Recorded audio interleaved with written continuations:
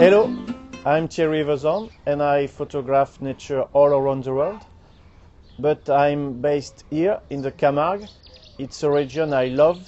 I've taken many pictures here and I'm about to publish my third book about its birds and wildlife.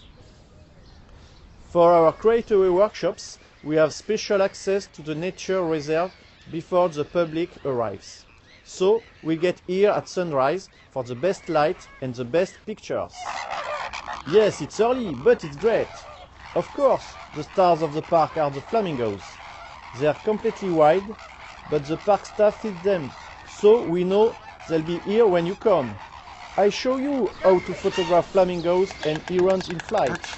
And then, at the end of the morning, we'll photograph the herons and storks from the hide.